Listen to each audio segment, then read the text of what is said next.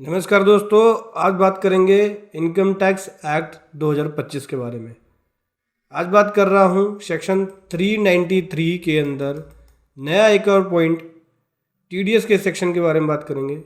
जब आप बैंक से कैश निकालते हैं यानी टीडीएस ऑन कैश विड्रॉल के ऊपर बात करूँगा, तो कैसे टीडीएस काटा जाएगा, क्या लिमिट होगी और क्या रूल होगा, क्या रेट होगा, सब डिटेल में समझेंगे। लेकिन उससे पहले बताना चाहूँगा, जो भी भाई बंधु मेरे चैनल पे पहली बार है, इस वीडियो को पहली बार देख रहे हैं, जिन्होंने अभी तक सब्सक्राइब नहीं किया, सब्सक्राइब कर लीजिए, साथ ही साथ बेल आइकन पे भी क्लिक कर लीजिए ताकि इस तरह का कंटेंट आपको मिलता रहे। दोस्तों, सबसे पहले हम समझेंगे TDS on cash withdrawal.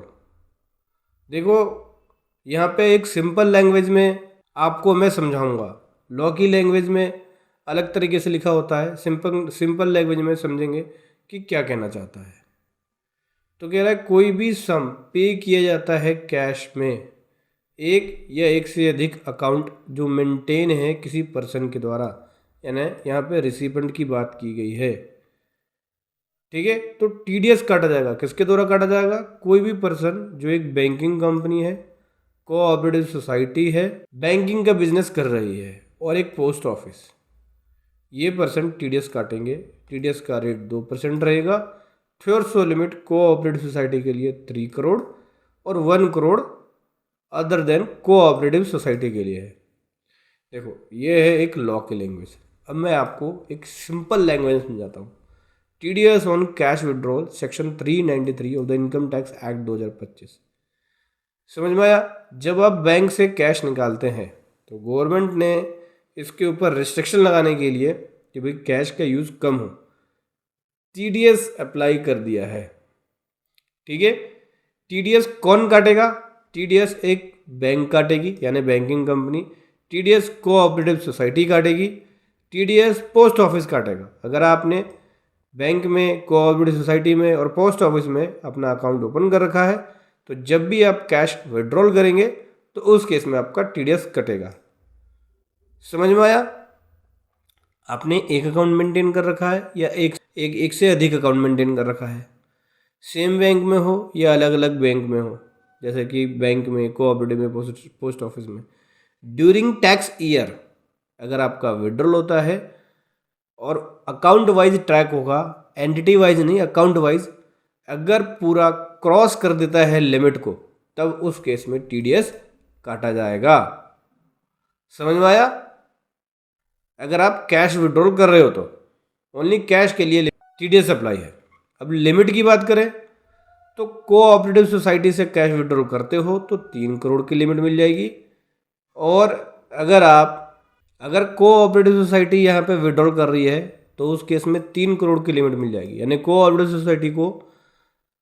Society अगर अपना पैसा बैंक में जमा करा रही है और वो विड्रॉल करती है तो 3 करोड़ की लिमिट मिलेगी उनको। लेकिन इसके अलावा कोई और पर्सन है, एनी अदर पर्सन, जैसे कोई इंडिविजुअल हो गया, कोई फर्म हो गया, कोई कंपनी हो, कोई ट्रस्ट हो गया, ठीक है, ये लोग अगर पैसा निकालेंगे बैंक से तो उस केस में 1 करोड़ की लिमिट रहेगी। ध्यान से समझना, यही एक स्ट्रॉन्ग पॉइंट है जो कंफ्यूज कर देगा लोगों को।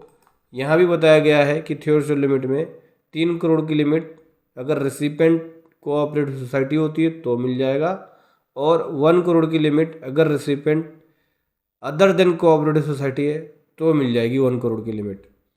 मतलब कि अगर कोई कोऑपरेटिव सोसाइटी बैंक से, ठीक है, पोस्ट ऑफिस से पैसा निकाल रही है और वो 3 करोड़ क्रॉस होता है तो उनके ऊपर टीडीएस अप्लाई हो जाएगा। लेकिन दूसरी तरफ अगर कोई इंडिविजुअल नॉर्मल पर्सन हो, सैलरी पर्सन हो, बिजनेस कर रहा हो, कंपनी हो, पार्टनरशिप फर्म के अंदर पार्टनर हो, पार्टनरशिप फर्म चला रहा हो, कोई ट्रस्ट हो, कोऑपरेटिव सोसाइटी को छोड़ के कोई भी अदर पर्सन अगर बैंक से कैश निकालेंगे तो 1 करोड़ की लिमिट है, उस केस में 2% का टीडीएस एप्लीकेबल हो जाएगा 1 करोड़ पे। और ध्यान रखना, ये अमाउंट एक लिमिट को क्रॉस करने पे टीडीएस एप्लीकेबल होगा, ना कि पूरे के पूरे कैश विड्रॉल के अमाउंट पे, एंटायर अमाउंट पे। जितना लिमिट क्रॉस होगा उसके हिसाब से टीडीएस अप्लाई होगा, पूरे अमाउंट पे टीडीएस अप्लाई नहीं होगा। रेट ऑफ टीडीएस 2% हो गया, अमाउंट एक्सीड करेगा थ्योरसो लिमिट से तो एप्लीकेबल होगा, अगर अमाउंट थ्रेशोल्ड लिमिट से क्रॉस नहीं हो रहा तो उस पर TDS एप्लीकेबल नहीं होगा।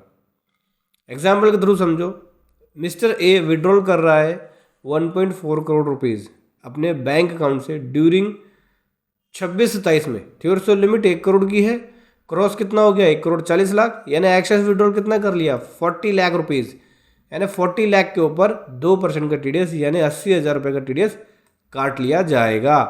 बैंक 80,000 रुपये का TDS डिडक्ट करके देगी। इसी प्रकार से सेकंड एग्जाम्पल में समझो, कोऑपरेटिव सोसाइटी के लिए एक ए मार्केटिंग कोऑपरेटिव सोसाइटी है, विड्रॉल कर रही है 3.75 crore cash during the year. तो लिमिट क्या है इनकी 3 करोड़ की, यानी 75 लाख के ऊपर TDS अप्लाई होगा इनका।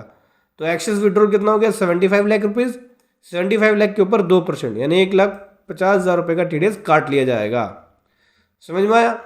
तो TDS ऑन कैश विड्रॉल जो है, अगर हम शॉर्ट तरीके से समझे तो जब आप बैंक से कैश निकालोगे और 1 करोड़ का अमाउंट क्रॉस हो जाएगा तो उस केस में 2% का TDS लगेगा कैश निकालने पे।